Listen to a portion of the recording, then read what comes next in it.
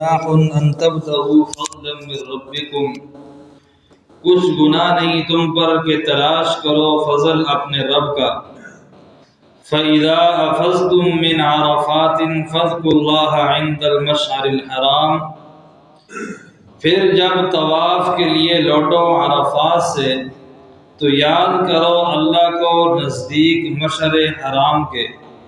وَاذْكُرُوهُ كَمَا هَدَاكُمْ، اور اس کو یاد کرو جس طرح تم کو سکھلایا۔ وَإِن كُنتُم مِّن قَبْلِهِ لَمِنَ الضَّالِّينَ، اور بے شک تم تھے اس سے پہلے ناواقف۔ اس سے پہلے اللہ تبارک و تعالی نے حج کے احکامات بیان کرتے ہوئے یہ حکم دیا کہ جو بھی حج کے لیے جائے تو وہ زاد راہ لے کر جائے۔ جو بھی حج کے لیے جائے وہ زاد راہ لے کے جائے، آنے جانے کا اپنا تمام بندوبست کر کے جائے۔ اور پھر فرمایا کہ بہترین زاد راہ یہ ہے کہ بندہ سوال کرنے سے بچ جائے۔ بہترین زاد راہ کیا ہے؟ کہ بندہ سوال سے بچ جائے، کسی کے سامنے ہاتھ پھیلانے سے بچ جائے۔ اور یہی اصول صرف حج میں نہیں تمام احکامات میں ہے کہ جی سفر پر بھی بندہ جائے تو اس سفر کی پوری تیاری کر کے جانا چاہیے، تاکہ راستے میں پھر کسی کے سامنے سوال کرنا اور ہاتھ پھیلانا نہ پڑے۔ اب اس آیت میں اللہ تبارک و تعالیٰ نے ایک وہم کو دور کیا، وہ یہ تھا، ایک اشکال تھا کہ کچھ لوگ حج کے موقع پر جس طرح حج کرتے تھے تو اس کے ساتھ ساتھ کچھ نہ کچھ چیزیں بھی بیچتے تھے، کچھ تجارت وغیرہ کرتے تھے۔ اور کچھ لوگ ایسے تھے کہ ان کے پاس گھوڑے ہوتے تھے، اونٹ ہوتے تھے، تو وہ وہاں ان کو سواریوں کے لیے استعمال کرتے۔ اب کوئی کہہ رہا ہے کہ ہمیں اوپر بیٹھاؤ، یہاں سے ہم پیدل نہیں جا سکتے، تو اب ان سے کرایہ وغیرہ وصول کرتے۔ تو باقی لوگ کہنے لگے کہ بھائی یہ تو آپ نے اپنے حج کو کیا کر دیا ہے، ضائع کر دیا ہے، کہ آپ یہاں حج کرنے آئے تھے اور اب کیا کر رہے ہو، یہاں کاروبار آپ نے شروع کیا ہوا ہے۔ تو اس اشکال کو اللہ تبارک و تعالیٰ نے دور فرمایا کہ جب تم حج کر چکو تو اس کے بعد اللہ کا فضل کیا کرو، تلاش کرو۔ اللہ کا فضل کیا کرو، تلاش کرو۔ ہم مسجد سے باہر نکلتے ہیں تو کیا دعا پڑھتے ہیں؟ اچھا، یہ صرف فضل لکھ تک ہے، یہ دعا کس تک ہے؟ فضل تک۔ رحمتک، یہ بعض مسلم اگر لکھا بھی ہے تو انہیں بتا دیں کہ یہ آپ کا اپنی طرف سے اضافہ ہے۔ ہم یہ شروع سے یاد کرتے آ رہے ہیں اور ہمیں بھی مطلب بچپن میں حفظ میں یہ یاد کروایا تھا، لیکن جو ہی آگے بڑھے تو اساتذہ نے بتایا کہ صرف فضل لکھ تک۔ اس کی وجہ کیا ہے؟ ہم مسجد میں داخل ہوتے کیا دعا پڑھتے ہیں؟ اللہ اپنی رحمت کے دروازے کھول، رحمت کے، اور مسجد سے باہر نکلتے ہیں اب دعا کرتے ہیں اے اللہ اب اپنے رزق کے دروازے ہم پہ کھول۔ تو مسجد سے باہر ہم نے کیا تلاش کرنا ہے؟ رزق تلاش کرنا ہے، رحمت مسجد میں آ کے تلاش کرنا ہے۔ یہ صرف اور صرف کہاں تک یاد پڑھنی ہے؟ اللہم انی اسألک من فضلک۔ یہی حکم اللہ تبارک و تعالیٰ نے جمعے کے دن کا دیا کہ بھائی اب جب تم جمعے کی نماز ادا کر دو فَإِذَا قُضِيَتِ الصَّلَاةُ فَانتَشِرُوا فِي الْأَرْضِ وَابْتَغُوا مِن فَضْلِ اللَّهِ، زمین کے اندر پھیل جاؤ اور اللہ کے رزق کو کیا کرو، تلاش کرو۔ تو یہی بات یہاں کر دی کہ بھائی اگر تم میں سے کوئی حج کے موقع پہ چھوٹا موٹا کاروبار کرنا چاہتا ہے تو وہ کر سکتا ہے، حج اس سے متاثر نہ ہو، حج کے اعمال متاثر نہ ہو۔ اب ایک ساتھی ہے کہ جو یہاں حجامت کا کام کرتا ہے تو وہاں اس موقع پر اس کے لیے بہت بڑا فائدہ ہے۔ وہ ایک ساتھی بتا رہے تھے کہ جو یہاں حجامت کا کام کرتے تھے، آپ تو انہیں کچھ اور کہتے ہیں تو ہم تو حجام ہی کہہ سکتے ہیں، تو کہتے ہیں کہ وہ میں وہاں گیا تو اب وہ میں نے دیکھا کہ لوگ جو ہے اپنا سر منڈوا رہے ہیں، تو میں ماہر تھا اس کام میں، یہاں ساری زندگی یہی کام کیا تھا، کہتے ہیں کہ میں نے بلیڈ لی اور میں نے سر منڈنا شروع کر دیا۔ اب کوئی ریال دے رہا ہے، کوئی ڈالر دے رہا ہے، کوئی پیسے دے رہا ہے، کہتے ہیں میں نے ٹھیک ٹھاک وہاں کما لیے، جتنا خرچہ ہوا تھا اس سے زیادہ مجھے کیا ہو گیا، وہاں مل گیا۔ تو یہ اللہ کا فضل ہے، یہ کیا کرنا چاہیے، تلاش کرنا چاہیے۔ وہاں جا کے اس طرح کا کوئی کام کرنے میں کوئی ممانعت نہیں ہے۔ فرمایا لیس علیکم جناح، نہیں ہے تم پر کوئی گناہ، ان تبتغوا فضلا من ربکم، یہ کہ تلاش کرو تم اپنے رب کا فضل، اپنے رب کا فضل تلاش کرو، اس میں کوئی تمہارے اوپر گناہ نہیں ہے، یعنی وہاں جا کے رزق کما سکتے ہو۔ فَإِذَا أَفَضْتُم مِّنْ عَرَفَاتٍ فَاذْكُرُوا اللَّهَ عِندَ الْمَشْعَرِ الْحَرَامِ، اور جب تم واپس لوٹو طواف کے لیے عرفات کے میدان سے فاذکروا اللہ، تو اللہ کو یاد کرو مشعر حرام کے پاس، اس سے مراد مزدلفہ ہے۔ یہ حج کے ایسے مسائل ہیں کہ جب تک بندہ جائے نا، اب یہ کچھ سے زیادہ یہ جو حضرات گئے ہیں حاجی صاحب، یہ باقی جن حضرات کو اللہ لے گئے، اور کون کون ساتھی گئے جی ماشاءاللہ حج کے لیے، عمرہ کے لیے، ماشاءاللہ اللہ قبول فرمائے اور سب کو دوبارہ جانے کی توفیق نصیب۔ تو یہ جو حضرات وہاں گئے انہیں یہ صحیح سمجھ میں آئے گا کہ اس وقت بندہ عرفات سے واپس آتا ہے، پھر مزدلفہ میں کیا، پھر اس کے بعد مینا میں، اور پھر آگے، تو اب ان کو باتیں تو صحیح سمجھ میں آ رہی ہوں گی کہ جب آپ عرفات سے واپس لوٹو تو مزدلفہ کے اندر آ کر کیا کرو، اللہ کا ذکر کرو۔ وَاذْكُرُوهُ كَمَا هَدَاكُمْ، اللہ کو یاد کرو، کما ہداکم، جیسا کہ اللہ نے تمہیں سکھایا ہے، اللہ نے اپنے یاد کرنے کا طریقہ بھی بتایا ہے۔ وَإِن كُنتُم مِّن قَبْلِهِ لَمِنَ الضَّالِّينَ، شفقت خداوندی، اللہ کی شفقت کو دیکھیے کہ اس سے پہلے، حج سے پہلے اور ان حج کے مناسک سکھانے سے پہلے اگرچہ آپ کیا تھے، بے خبر تھے، ناواقف تھے۔ ثُمَّ أَفِيضُوا مِنْ حَيْثُ أَفَاضَ النَّاسُ، یہ جو مشرکین مکہ تھے یہ بھی حج کیا کرتے تھے، مشرکین مکہ بھی کیا کرتے تھے، حج کرتے تھے۔ ان میں جو قریش تھے، جو اپنے آپ کو سردار کہتے تھے، پیغمبر علیہ السلام کا جو خاندان جس کی ڈپٹی تھی، جو خدمت کرتے تھے بیت اللہ کی، اب باقی لوگ تو جاتے تھے، وہ جا کے عرفات سے واپس آتے تھے، اور یہ مزدلفہ سے واپس آ جاتے، یہ آگے عرفات کی طرف نہیں جاتے تھے، درمیان سے مزدلفہ سے واپس آتے اور کہتے ہیں کہ یہ ہماری کیا خصوصیت ہے، یہ ہماری کیا ہے، خصوصیت ہے، ہم نے یہاں تک جانا ہے، آگے تم کیا کرو، جاؤ اور وہاں عرفات میں گھومو پھرو اور وہاں سے تم واپس آؤ، ہمیں اللہ نے یہی کہا ہے کہ ہم نے کہاں تک جانا ہے، مزدلفہ تک جانا ہے، ٹھیک ہے۔ تو یہی ہمارے پیر کہتے ہیں کہ ہمارے تو کیا ہیں، بخشے بخشائیں، ہم نے جو اتنی زیادتیاں کی ہیں کہ اب ہمیں عبادت کی ضرورت نہیں ہے۔ تو یہ اس وقت کے مشرکین بھی یہی کہا کرتے تھے کہ ہم نے کہاں تک جانا ہے، مزدلفہ تک جانا ہے، آگے عرفات نہیں جانا۔ تو اللہ نے اس رسم کی کیا کر دی، تردید فرمائی اور کہا ثم افیضوا من حیث افاض الناس، کہ پھر طواف کے لیے پھرو جہاں سے سب لوگ پھریں، واستغفر اللہ، اور مغفرت چاہو اللہ سے، ان اللہ غفور الرحیم، بے شک اللہ بخشنے والا مہربان۔ فَإِذَا قَضَيْتُم مَّنَاسِكَكُمْ فَاذْكُرُوا اللَّهَ كَذِكْرِكُمْ آبَاءَكُمْ أَوْ أَشَدَّ ذِكْرًا، اور جس وقت حج وہ پورا کر لیتے مشرکین، تو حج پورا ہو گیا، حج کے اعمال پورے ہو گئے، اب بیٹھ جاتے ہیں اپنے آباء و اجداد کی قصے کہانیاں بیان کرنا شروع ہو جاتے ہیں، ہمارے آباء و اجداد ایسے تھے، انہوں نے یہ کیا، انہوں نے وہ کیا۔ اب یہاں قصے کہانیاں بیان ہو رہی ہیں، تو اللہ تبارک و تعالیٰ نے فرمایا کہ جب حج کے مناسک اور حج کے افعال پورے ہو جائے تو پھر قصے کہانی اور اپنے آباء و اجداد کا ذکر نہیں کرنا، بلکہ کس کا ذکر کرنا ہے، اللہ کا ذکر کرنا ہے۔ اور کیسے کرنا ہے، جیسے کہ تم پہلے اپنے آباء و اجداد کا کرتے تھے، فرمایا نہیں، اس طرح بھی نہیں، اس سے بھی زیادہ اللہ کا ذکر کرنا ہے، اس سے بھی زیادہ اللہ کا ذکر کرنا ہے۔ فَإِذَا قَضَيْتُم مَّنَاسِكَكُمْ، پھر جب پورے کر چکو اپنے حج کے کام کو، فَاذْكُرُوا اللَّهَ، تو یاد کرو اللہ کو، كَذِكْرِكُمْ آبَاءَكُمْ، جیسے تم یاد کرتے تھے اپنے باپ دادوں کو، او اشد ذکرا، بلکہ اس سے بھی زیادہ کرو، اس سے بھی زیادہ یاد کرو۔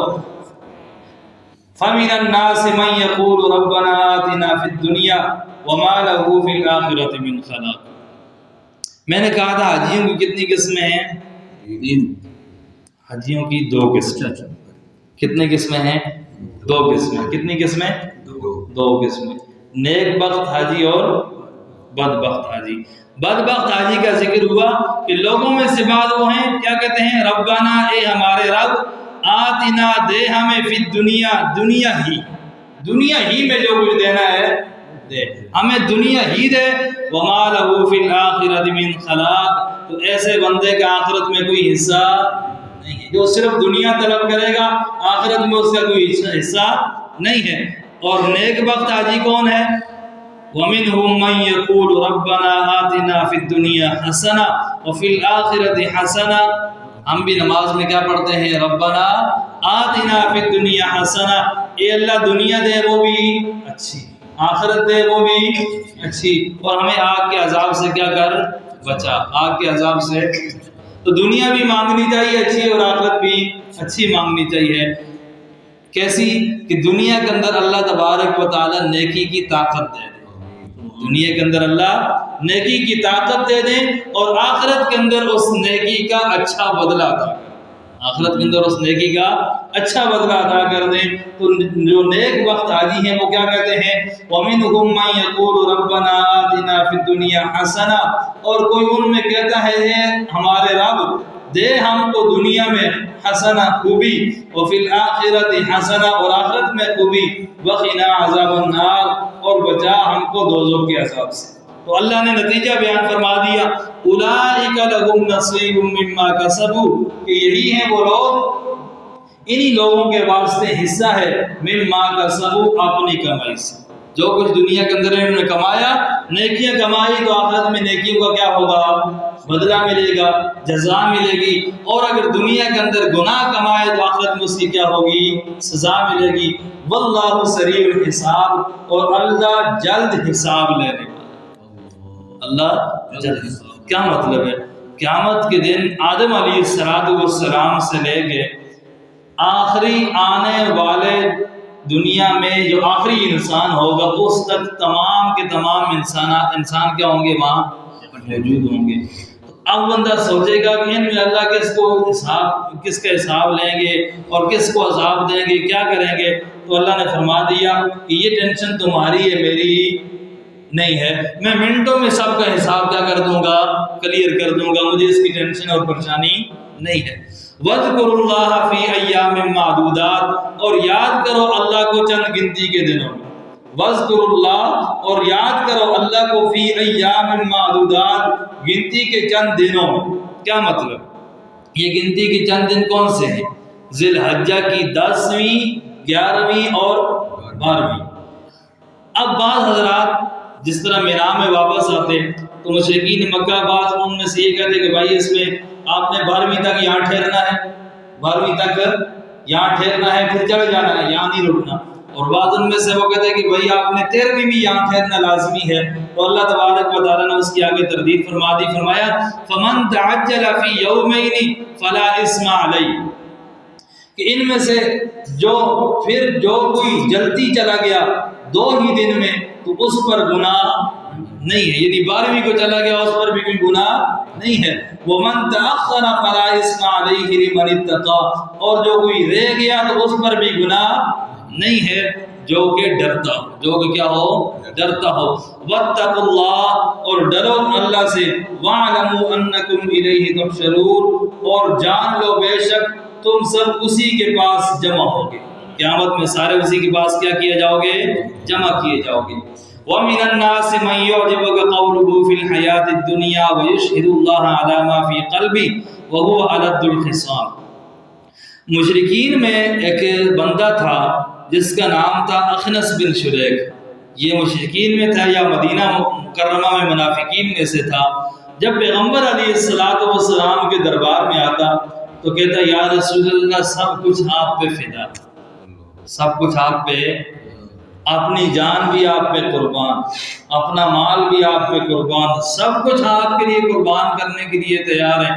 اور اللہ فرماتے ہیں کہ اے میرے محبوب آپ بھی اس کی باتوں سے متاثر ہو جائیں، یعنی اتنی لپٹی باتیں وہ کرتا تھا اور چکنی قسم کی باتیں کہ آپ بھی اس سے متاثر ہو جایا کرتے تھے۔ اس کی فصاحت اور بلاغت کا یہ انداز تھا کہ اے نبی آپ کو بھی نہیں پتہ چلتا تھا کہ یہ کیا کہہ رہے ہیں، اور کیا کہتا کہ بھائی ہماری جان ہمارا مال اے اللہ کے رسول آپ پہ قربان، اور ہم اس پر اپنے دل کو گواہ بنا رہے ہیں۔ یشہد اللہ علی ما فی قلبی، اور کہتے ہیں کہ اللہ اس بات پر گواہ ہے جو میرے دل کے اندر موجود ہے۔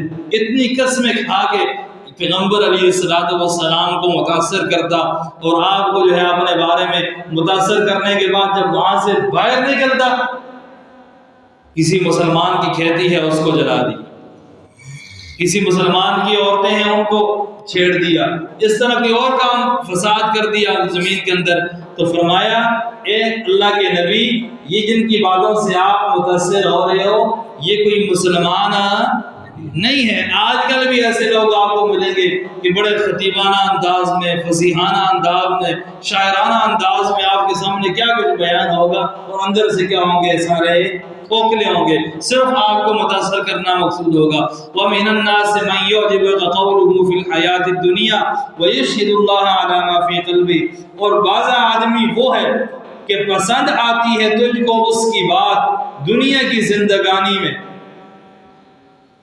دنیا کی زندگانی کے کاموں میں، وَيُشْهِدُ اللَّهَ عَلَى مَا فِي قَلْبِهِ، اور گواہ کرتا ہے اللہ کو اپنے دل کی بات پر، وَهُوَ أَلَدُّ الْخِصَامِ، وہ سخت جھگڑالو، کہ بھائی آپ کو تو متاثر کر رہا ہے لیکن حقیقت میں وہ کیا ہے، سخت جھگڑالو ہے۔ کیا کرتا ہے، وَإِذَا تَوَلَّى سَعَىٰ فِي الْأَرْضِ لِيُفْسِدَ فِيهَا، اور جب پھرے تیرے پاس سے تو دوڑتا ہے پھرے ملک میں، زمین کے اندر پھرتا ہے کس کے لیے، لِيُفْسِدَ فِيهَا، تاکہ اس میں خرابی ڈالے، تاکہ اس میں کیا کر دے، یعنی جب آپ کے پاس سے اٹھ کے جاتا ہے تو زمین کے اندر فساد میں بچا دیتا ہے، زمین کے اندر کیا دیتا ہے، فساد کر دیتا ہے۔ وَيُهْلِكَ الْحَرْثَ وَالنَّسْلَ، اور تباہ کر دیتا ہے کھیتیاں اور جانیں، تباہ کر دیتا ہے کھیتیاں اور جانیں۔ اس کا یہ طریقہ کار تھا کہ ایک دفعہ اٹھ کے گیا، قریب میں کسی مسلمان کی کھیتی کی، اس کو کیا کر دیا، جلا دیا، آگ لگا دی۔ اور علامہ علوسی نے روح المعانی کے اندر یہ لکھا ہے کہ اس سے مراد، اس کھیتی سے مراد وہ مسلمانوں کی بچیوں کو ورغلاتا تھا غلط کاموں میں۔ یہاں کیا کہا گیا ہے کہ وہ خراب کرتا تھا کھیتی کو، کس کو، کھیتی کو۔ تو اللہ تبارک و تعالیٰ نے عورتوں کے بارے میں کیا فرمایا، نساؤکم حرث لکم، یہ تمہاری بیویاں تمہاری کیا ہیں، کھیتی ہیں۔ تو فرمایا کہ وہ کیا کرتا تھا، خراب کرتا تھا، زنا کے اوپر مارتا تھا، والنسل، اور تمہاری نسل کو بھی، نوجوان لڑکوں کو کس کام پہ لگاتا، غلط کام پہ۔ واللہ لا يحب الفساد، اور اللہ تبارک و تعالیٰ نہیں پسند فرماتے فساد کو۔ باقی تفصیل انشاءاللہ۔ ربنا تقبل منا انك انت السميع العليم وتب علينا انك انت التواب الرحيم۔ یا اللہ صغیرہ کبیرہ گناہ